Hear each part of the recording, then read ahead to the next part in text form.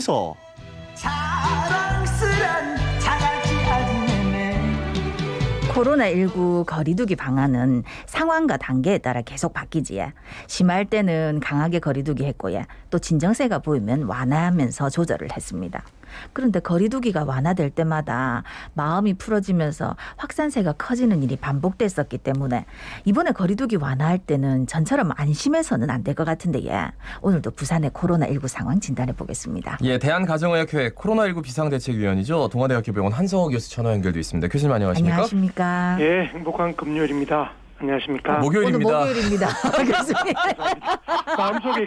마음속이 금요일입니다. 예. 죄송합니다. 오늘 교수님도 행복한 일이 많으신가 보네요. 그러니까 이게 문제라는 거예요. 오늘부터 5인 이상 집합금지가 8인 이상 집합금지 되니까 그러니까. 마음이 금요일이 돼버린 거죠. 이러시면 안 됩니다, 교수님. 정신 바짝 차리고 우리가 사회적 거리두기는 똑바로 해야죠. 맞습니다. 제가 아, 그렇지 그럴 줄 않네. 알았어 내가. 이 교수님부터 이렇게 해주면 예. 안 됩니다. 예. 예, 알겠습니다. 어제 부산에서 코로나19 신규 확진자가 20명대를 기록했습니다. 이게 예. 학원, 체육시설 이게 접촉 감염이 계속 이어지고 있는데 부산의 코로나19 상황 진단해 주실까요? 예, 오늘 그 코로나19 신규 확진자가 20명이 추가되는데요. 이 중에 3명은 양산 확진자 접촉자 관련으로 2명은 접촉자, 1명은 가족입니다. 인도네시아 입국자 3명도 격리 해제 전에 확진이 되었고요. 네. 사상구 운동시설 관련자도 접촉자 1명이 추가로 양성 판정을 받았습니다. 가족 지인을 제외하고는 학원, 체육시설, 어린이집, 주점에서 다양하게 접촉 감염이 되어 있고요. 이번 주에 그 총 확진자는 102명으로 지난주 17.7명에 비해서 일일 확진자 수는 14.0명으로 소폭 줄어든 상태입니다. 네네. 예. 아니 우리가 지금 줄어들었다 이렇게 말하지만 사실 돌이켜보면 처음에 한 명 확진자 나왔을 때 우리 그렇죠. 굉장히 놀랐었는데 이제 요 정도만 돼도 우리가 줄어들었다 하는 게 참 마음이 씁쓸합니다. 예. 근데 조금 전에 저희가 얘기를 했지만 이제 일단 영업시간 제한이 풀렸다 아닙니까? 와 예. 보도 보니까 막 사람들이 너무 많아가지고 밤거리에 진짜 풍경이 많이 달라졌던데 이거 괜찮을까요? 어제 제가 그 늦게 퇴근을 하면서 네. 일부러 방송을 위해서 네. 한번 진짜로 이 남포동 쪽을 지나봐 가봤어요. 예. 그런데 제일 우려됐던 게 지금 딱 대학생들 방학과 겹쳐서 젊은 대학 이제 청년들이 거의 12시가 넘었음에도 불구하고 모여서 이제 이렇게 붙어서 정말 마스크도 거의 하지 않은 예, 예. 상태에서 뭐 이렇게 길거리를 조금 활보하는 모습이 정말 우려스럽습니다. 특히 이제 곧 이제 휴가철 시작되면 그렇죠. 전국에서 이제 부산으로 피서객들이 모일 건데 그런 부분에 대해서 정말 이 부산의 취약한 부분들이 또 방역의 관점에서 구멍이 뚫리지 않을까 네. 굉장히 우려되는 게 사실입니다. 오늘부터 이제 코로나19 사회적 거리두기 개편안 시범 적용이 되는데 이제 5인 이상 집합금지 앞서 언급을 했습니다만 9인 이상 집합금지로 그러니까 8인까지는 모일 수가 있어요. 요게 이제 이번 달 말까지 다음 주 수요일까지 하고 7월 1일부터 진짜 이게 집합금지 자체가 없어질지 아닐지를 이제 결정한다. 뭐 이런 얘기가 있더라고요. 좀 전해 주실까요? 예, 이번 30일까지는 8인까지의 사적 모임을 허용하는 시범 그 기간을 가지지만 예, 예. 7월 1일부터는 현재 그 개편된 사회적 거리두기 1단계 적용돼서 모임의 인원 제한은 전면적으로 해제될 예정입니다. 특히 이제 지난 그 사적 금지 조치가 올 1월 4일부터니까 굉장히 오랫동안 사실 지속된 건 사실인데요. 예. 집회 참여 가능 인원도 현재 100명 이상 금지에서 500명 이상 금지로 변경됐기 때문에 대부분 집회가 사실 허용됐다고 볼 수도 있고요. 예. 영화관, 공연장, PC방의 경우 기존의 좌석 띄우기가 없이 그냥 다 이렇게 모든 좌석을 활용할 수 있게 되어서 업주분의 입장에서는 사실은 굉장히 시름이 될 수 있지만 우려되는 부분도 사실입니다. 특히 이제 사직구장 경우에는 수용 인원의 70%까지 입장이 그렇죠. 가능하고요. 예.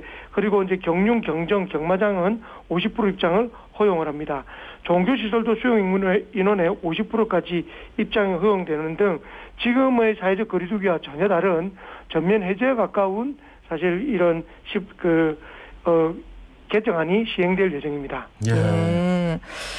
근데 아까 이제 인도네시아에서 입국한 사람 중에서 확진자 3사람 있었다 얘기를 하셨는데 그분들 중에 한 명이 델타형 변이 바이러스로 확인이 됐다 하더라고요. 요게 지금 안 그래도 사회적 거리두기 방금 말씀하셨다시피 완화가 됐는데 이제 부산시에서는 관리를 잘 하고 있다 하지만 그분들이 원양어선 타는 것 때문에 들어오셨다는데 괜찮겠습니까? 맞습니다. 지금까지 변이 바이러스는 주로 이제 영국발이라 불리는 알파형이 있는데요. 네. 그게 이제 26명 중에 25명이었고 최근에 이제 한 명이 이제 인도네시아에서 들어온 외국인이신데 그분이 델타 변이 인도형이죠. 이제 변이가 이제 감염이 됐는데 지금 문제는 거무기가 풀려서 원양 어선이나 외국인 어선들이 부산으로 입국을 많이 지금 하고 있습니다. 예. 근데 이게 델타형이 이제 우세형이나 알파형 변이보다 전파력 입원율이 1.6배, 2.2배 정도 높기 때문에 굉장히 전파력이 높고 특히 이제 미국 같은 경우는 신규 확진자의 20%, 그리고 영국은 신규 확진자의 90% 가까이가 델타형 지금 감염입니다. 저는 걱정이 뭐 부산이 아니라 우리나라가 아무리 이게 통제를 열심히 한다고 해도 코로나19 확산세를 막기가 어려웠던 것처럼 이 델타형의 확산도 시간의 문제이지 않을까. 예. 언젠가는 유입이 한 명이라도 됐을 때 그 한 명을 통해서 훨씬 더 급격하게 이렇게 확산될 확률이 높아서 이것도 결국은 시간의 문제다라고 생각을 하고 있습니다. 근데 이제 델타형 이것도 또 변이를 해가지고 또 델타 플러스가 나타났다. 예. 이런 얘기까지 들리고 그러면 이제 우리 청취자분들이 지금 가장 궁금해하는 건 뭐냐면 백신 맞아서 이게 항체가 생기면 이 변이 바이러스도 예방 효과가 있을까라는 점인데 좀 있다고 들었는데 맞습니까? 예, 현재로는 한 60% 전후에 예방력이 있다라고는 알려져 있습니다. 특히 이제 주요 변이죠. 뭐 브라질형, 영국형, 그다음에 인도형에서도 한 50, 60% 정도의 예방 효과는 있다라고 알려져 있는데 이게 이제 물음표인 이유가 지금 계속적으로 RNA 바이러스 특성상 변이가 일어납니다. 델타 플러스형은 기존의 델타형보다 훨씬 더 감염력이 높다고 합니다.